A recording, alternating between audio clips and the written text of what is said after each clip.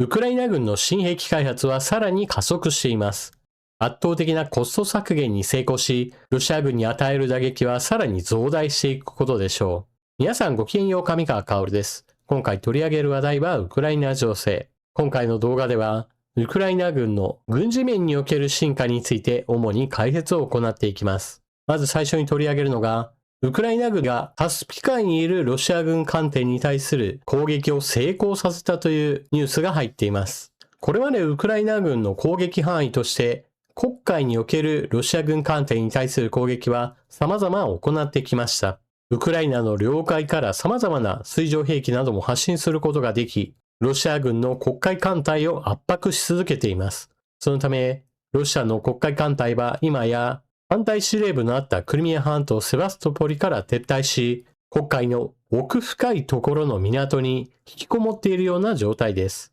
一方、カスピ海は南にイラン、その他周辺国にアゼルバイジャンやカザフスタン、そしてロシアといった具合にして、ウクライナにとっては非常に遠方の地域です。しかし、それだけにロシア軍にとって無防備な場所でもありました。ロシアとイランとの間においては、軍事物資のやり取りもあることから、この地域に対する攻撃を行うことは戦略上においても、できることなら攻撃したい場所でもありました。公開された映像には、ウクライナ軍の飛行機型の大型ドローンがロシア軍の哨戒艦に突撃する様子が映し出されていました。この攻撃のポイントというのは、おそらくは衛星通信を元にして遠隔操作である程度の操作を行って移動中の哨戒艦に狙いを定めたというところです。船は移動していますから事前に目標物として設定し飛ばすということはできません。目標物を見つけて操縦をすることが必要となります。その技術が今回あることを明確に示したわけです。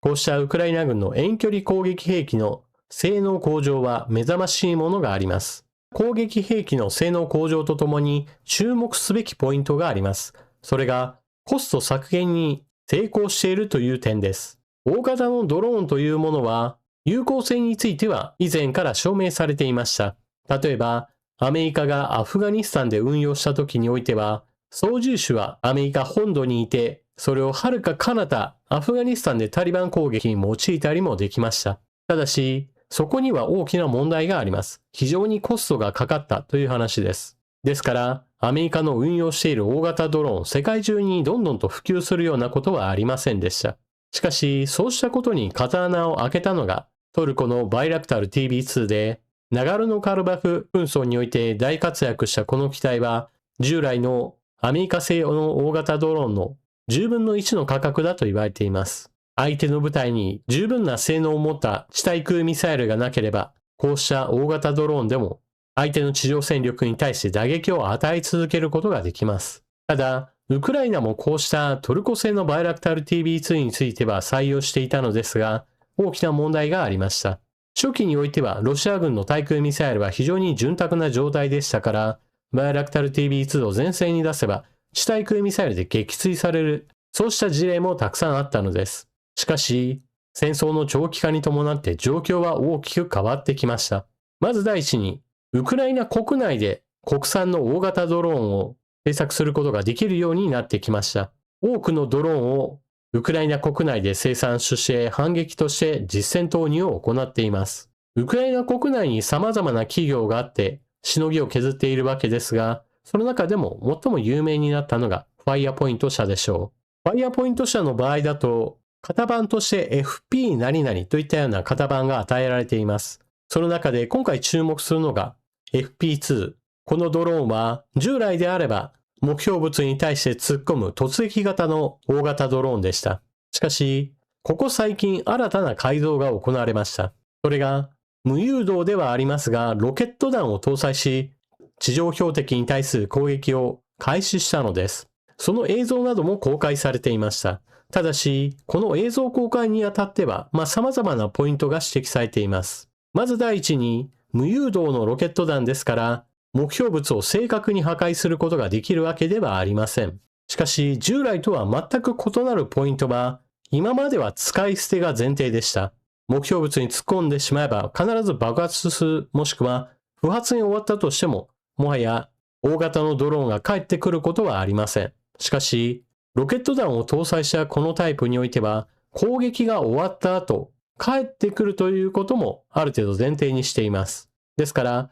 弾を補給し、また出撃することができるわけです。それだけに、撃墜されるまでの間においては何度でも攻撃しようという意図があるわけです。そしてここに重要なポイントがあります。アメリカ製の大型ドローンの約10分の1の価格で作られたバイラクタル TB2、ミサイルを搭載してフル装備であれば、1機10億円程度になると言われています。これはアメリカ製の大型ドローンに比べればはるかに安い値段であるものの、ウクライナの国力から言えば、慎重に扱わなければならない兵器の額です。ところが、国産の FP2 の場合だと、1機あたりの本体価格は1000万円程度に収まっていることから、これにロケット弾を搭載するタイプにしても、そんなに価格が大きく上昇するわけではありません。ですから、ロシア軍にたとえ撃墜されたとしても、従来の大型ドローンよりも頻繁に投入することが可能になるわけです。そしてここにもポイントがあります。頻繁に投入するということは、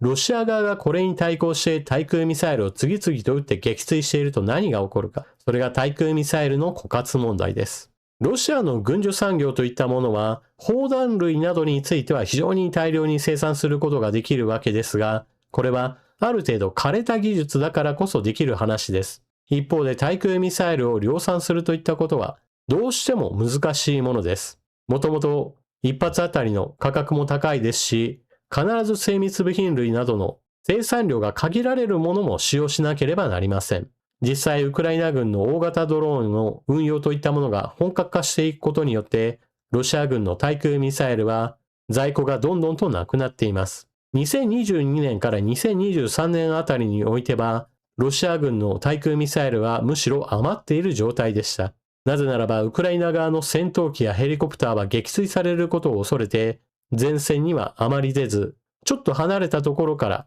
ロケットや爆弾などを投げ上げるような形でロシア軍に攻撃を行っていて、対空ミサイルの使いどころといったものはあまりなかったのです。しかし、ウクライナ軍の大型ドローンが次々と投入されることによって、これを撃墜するためにどんどんと使用しなければならなくなりました。当初は余っていた地対空ミサイルを地上攻撃用に転用するなんていう無駄遣いもしていたロシア軍ですが、過去のそうした無駄遣いといったものが今まさに跳ね返っているわけです。最近だと地対空ミサイルの枯渇から発射機はあるんだけれども補充が間に合わないといったようなことも頻繁に起こっていると報告されています。そしてここでさらにロシア軍の悪循環が始まることとなりました。地対空ミサイルが足りなければ当然のように空からやってくる攻撃機に対して撃墜するのが難しくなります。つまりより被害が拡大するわけです。そうやって前線地域における対空防御力が下がってくることは、当然その後ろに向けて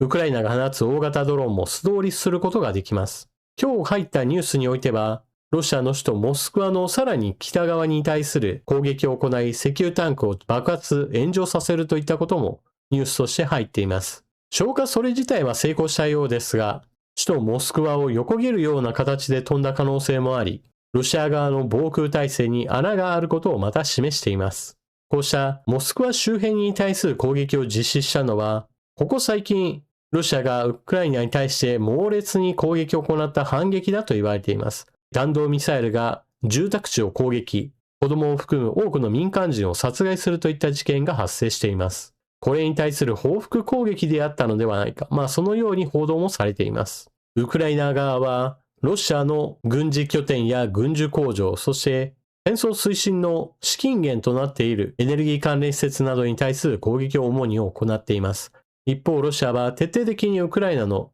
民間人を狙うことによって、こうした国民を守れないのはゼレンスキー大統領のせいだというようなプロパガンダをまき散らしています。実際にそれに感化されて、日本国内においてもゼレンスキー大統領に対して戦争を続けるなという具合にして批判する人たちもいます。侵略者がロシアであるという前提を覆すというロシア側の意図に乗っている人たちもいるわけです。ウクライナの大型ドローンは当初は欧米から長距離兵器が供給されないといった問題から自力で問題を解決した手段でした。そしてもう一つ、ウクライナが自力で問題を解決しなければならない情報の取得方法があります。それが衛星を使った情報の取得です。バイデン政権時代から多くの情報をもたらしてくれたアメリカですが、現在はトランプ政権でトランプ大統領は積極的にウクライナへの支援を打ち切ってきました。そのため、先細りするアメリカからの支援といったものは、情報面においても影を落としています。フランスのマクロン大統領はこの問題を取り上げ、以前はアメリカからの情報がウクライナを支えていたが、今ではフランスの方が提供する情報が多くなったとさえ言っています。この真偽については確かめようがないことなのですが、現在のトランプ大統領のゼレンスキー大統領に対する行動などを見ると、その言葉もあながち嘘とは思えない話です。そしてここにウクライナも問題を自力で解決しようという動きがありました。それが独自の衛星を打ち上げたという話です。ただし、おそらくは民間サービスを利用しての打ち上げでしょう。すでに実績として2機の衛星を打ち上げたとのことで、今後順次27機までこれを拡張するという計画だそうです。ロシア側の陣地の動きを見るための写真観測が主ではないかと見られますが、将来的にはスターリンクに代わるようなものを狙っているのかもしれません。何しろ、スターリンクはあくまでもアメリカのサービスであり、イーロン・マスク氏が軍事用途に使うなという形でウクライナ側の通信を遮断する危険性も常にあるからです。実際過去には作戦行動中にそうした通信途絶の措置が取られたこともあったと言われています。スターリンクの場合だと地球全体を覆う衛星ネット通信網といったものを築くために非常に多くの通信衛星を打ち上げています。ウクライナの場合だとそうした全地球的な衛星網は必要とはしていませんから、機数としてはもっと少ない数で軍事用途にも活用することができるでしょう。情報収集と通信衛星の組み合わせといったものは、今すぐ全ての問題を解決するわけではありませんが、取り組み自体が始まったことというのを評価すべきでしょう。この分野においては、ロシア側は、スターリンクからの遮断に伴う衛星ネットサービスの代替手段がまだ確立されていないと言われていますから、この分野においてもウクライナがいち早く欧米の打ち上げサービスなどを活用することによって通信網を自力で整備する可能性があるのです。というわけで今回は主にはウクライナ軍のドローン兵器についての解説を中心として、ウクライナ軍の軍事力の進化についての解説を行ってきました。特に重要なのは、ウクライナは決して豊かな国ではありません。だからこそ、安い価格で必要十分な性能を満たしていれば、戦場にどんどんと投入し改良を続けることによって、実際にロシア軍に対する打撃を積み重ねるといったことを行っています。今回映像が公開された大型ドローンからの無誘導ロケット弾の攻撃にしても、今すぐに大規模な打撃をロシア軍に与えられるというような性質ではありません。しかし、ウクライナ軍のことですから、これからどんどんと性能面においても向上させることは十分期待できるわけで、繰り返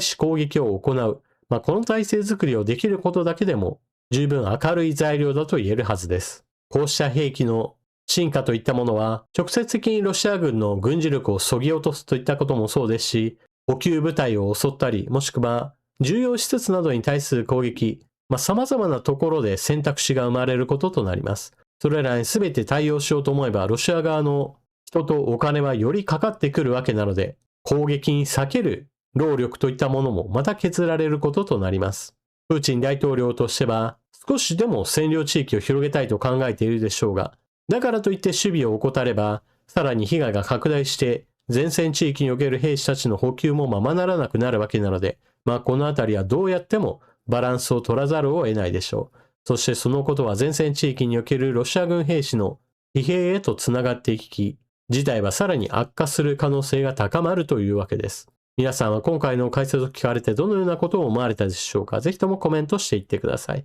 それでは動画を最後までご視聴いただきありがとうございました。動画が見終わった後は評価ボタンのクリックをぜひともよろしくお願いします。また、あなたの感想コメントやスーパーチャットのご利用などもぜひともご検討ください。それでは次の動画でまたお目にかかりましょう。またね。